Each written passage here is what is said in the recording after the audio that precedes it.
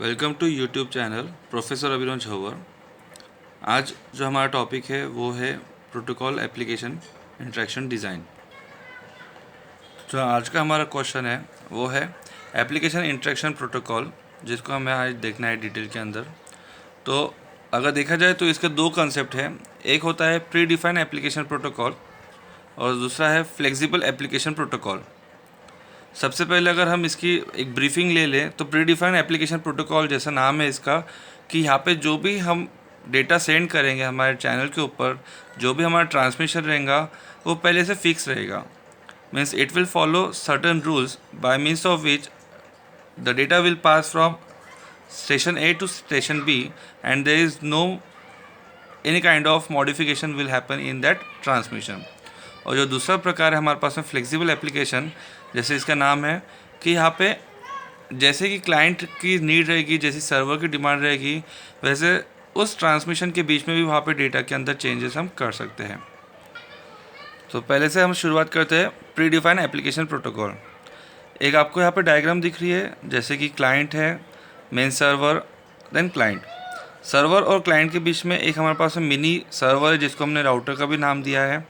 तो अब इस डायग्राम को समझने की कोशिश करते हैं। Whenever any client make any transmission between main server to client, there is certain cabling. It can be cable transmission और cableless transmission. तो चाहे अगर हम केबल की बात करें, क्योंकि इस तरह का एप्लीकेशन प्रोटोकॉल केबल मीन्स लैन को काफ़ी प्रीफर करता है, तो इस तरह के एप्लीकेशन में क्या होगा कि जब भी क्लाइंट की तरफ से कोई डेटा ट्रांसमिट होगा राउटर के लिए, राउटर से मेन सर्वर के लिए, तो डेटा आपका पूरा का पूरा रहेगा केबल के अंदर, जिसके अंदर किसी भी तरह का मॉडिफिकेशन अलाउड नहीं रहेगा। ये काफ़ी स्ट्रिक्टली परफॉर्म होगा ऑपरेशन, जिसके अंदर किसी भी तरह का इंटरेक्शन, किसी भी तरह का चेंजेस पॉसिबिलिटी नहीं रहेगी। प्रोसेस एप्लीकेशन फ्लेक्सिबल नहीं होगा, किसी भी तरह से वहाँ पे चेंजेस नहीं रहेंगे। इसका एक बेनिफिट ये होगा, रिज़ल्ट ऐसा मिलेगा कि आपका जो ट्रांसमिशन रेट होगा काफ़ी हाई होगा, साथ ही साथ इफ़िशियंसी भी आपको भरपूर मिलेगी। मीन्स जैसा आपने डेटा ट्रांसमिशन स्टार्ट किया था, वैसे आपको एंड पॉइंट पे भी आपका डेटा रिसीव होगा रिसीवर साइड में। Another reason for efficiency, client and server need not require to make data coding और डिकोडिंग फॉर प्रोसीजर। बहुत से प्रोसीजर्स में क्या होता है कि हमें डेटा सेंड करने के पहले उसे किसी फॉर्मेट में, किसी कोडिंग में कन्वर्ट करना पड़ता है, और रिसीविंग साइड में सर्वर की तरफ उसे डिकोडिंग ऑपरेशन परफॉर्म होते हैं। लेकिन इस तरह के एप्लीकेशन के अंदर, इस तरह के प्री डिफाइन एप्लीकेशन के अंदर डेटा आपका कोई कोडिंग फॉर्म में नहीं जाता है, किसी तरह के कोड में नहीं होता है, किसी तरह का मास्किंग वहाँ पे परफॉर्म नहीं होता है, और ऑन द कॉन्ट्ररी सर्वर की तरफ भी किसी तरह का ऑपरेशन परफॉर्म नहीं होगा। डेटा आपने यहाँ से भेजा है, डेटा वहाँ पे उसी फॉर्मेट में सर्वर की तरफ रिसीव हो जाएगा। तो होता क्या है, किस तरह से आपका डेटा ट्रांसमिट हो रहा है।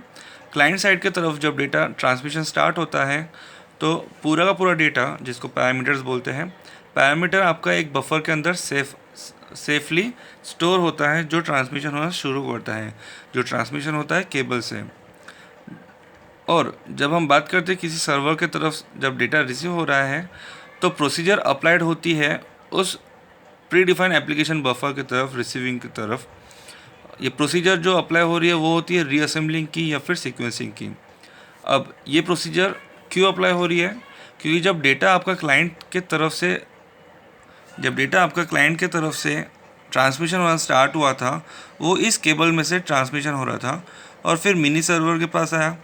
अब इन दोनों के बीच में क्या हो रहा है कि डेटा आपका जब क्लाइंट से निकला तो वहाँ पे वो सीक्वेंस में था।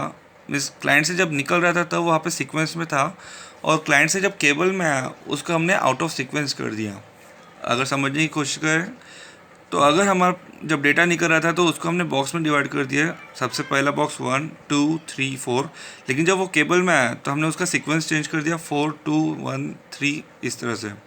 और जब राउटर के पास पहुंचा है तो वो 4 3 1 2 इस फॉर्मेट में था, तो उसको हमने वापस रीसीक्वेंस किया। इससे क्या होगा, हमने कोडिंग ना परफॉर्म करते हुए, डिकोडिंग ना परफॉर्म करते हुए हमने उसको सीक्वेंसिंग या फिर रीअसेंबलिंग का प्रोसीजर अप्लाई किया है। तो ये है हमारा pre defined application buffer.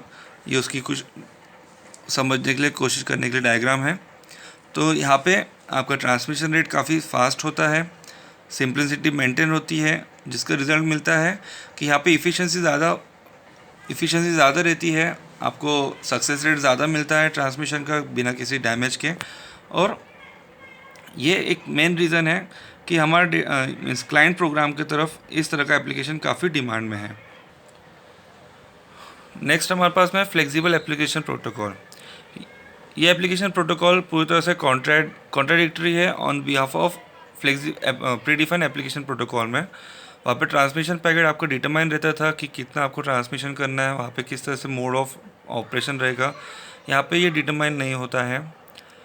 Eight each node या station data has to be check और शोन। जैसा हमने बात किया था कि यहाँ पे हर स्टेशन पे, हर रिसीविंग नोड पे डेटा को चेक किया जाता है कि वो किस तरह से ट्रैवल हो रहा है, किस तरह से उसका पैकिंग हुआ है, किस तरह से उसका कोडिंग हुआ है। इसका रिज़ल्ट ये होता है कि आपका जो कोडिंग रहता है उसकी क्वालिटी कहीं ना कहीं कम हो जाती है, मीन्स वो पुअर क्वालिटी का कोडिंग बन जाता है, जिसके ऊपर अगर कभी अटैक हो तो वो ईजिली ओपन अप हो सकता है, डिकोडिंग परफॉर्म करना ईजी हो जाता है, जो हमारे डेटा की इफ़िशिएंसी को रिड्यूस करता है। और ये रीज़न होता है इसकी इफ़िशिएंसी को डिग्रेडेट करना।